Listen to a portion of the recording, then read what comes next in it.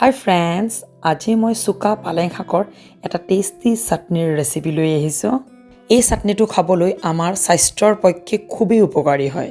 বলকচোন এই ৰেচিপিটো বনাবলৈ আৰম্ভ কৰোঁ। এয়া হৈছে suka palak শাক। এই শাকখিনি মই এতিয়া ভালকৈ বাছি লওঁ। মোৰ এই শাকখিনি বাছা হৈ গ'ল। শাকখিনি ভালকৈ ধুই লওঁ। শাকখিনি ধোৱা হৈ গ'ল। আনপিনে মই কেইফুটামান নহৰু লৈছোঁ, কেঁচা জলকীয়া 4টামান লৈছোঁ, জ্বলাটো আপোনালোকে কম বেছি কৰিব পাৰে। অকণমান আদা লৈছোঁ আৰু এমুঠামান ধনিয়া পাত লৈছোঁ। ধনিয়া পাতখিনি মই আগতীয়াকৈ ধুই ৰাখিছোঁ। আনপিনে গেছটো অন কৰি কেৰাহী এখন বহাই ইয়াতে মই মিঠাতেল দিছোঁ একেবাৰে অলপ। তেলখিনি গৰম হৈছে, ইয়াতে নহৰু কেইফুটা দি দিছোঁ, লগতে আদাখিনিও দিছোঁ, কেঁচা জলকীয়া কেইটাও দি দিছোঁ। ইয়াতে মই suka palakখিনি দি দিছোঁ। খিনি অকণমান লৰাই লৈছোঁ। ইয়াতে সোৱাদ অনুযায়ী নিমখ দিছোঁ।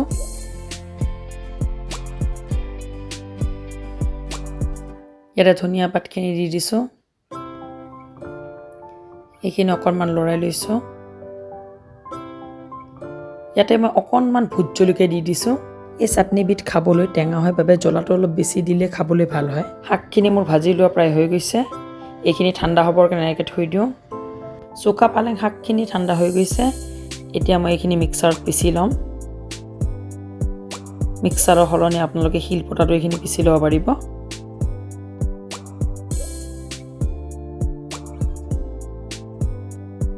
এই পালেং শাকখিনি পিছা মোৰ হৈ গ'ল। চাওক এনেকুৱা মিহি হ'ব লাগিব।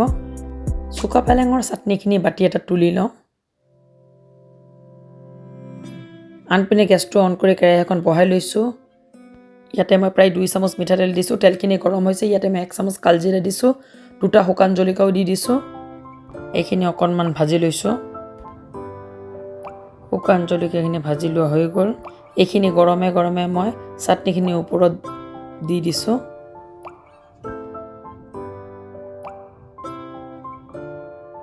suka palak শাকৰ এই চাটনিবিধ মোৰ ৰেডি হৈ গ'ল। একেবাৰে সহজতে কম সময়ৰ ভিতৰত এই চাটনিবিধ বনাব পাৰি। আজিৰ এই চাটনিৰ ৰেচিপিটো চাই ভাল লাগিলে এবাৰ হ'লেও বনাই চাবচোন আৰু বনাই পেলাই কমেণ্ট কৰি জনাবলৈ নাপাহৰিব।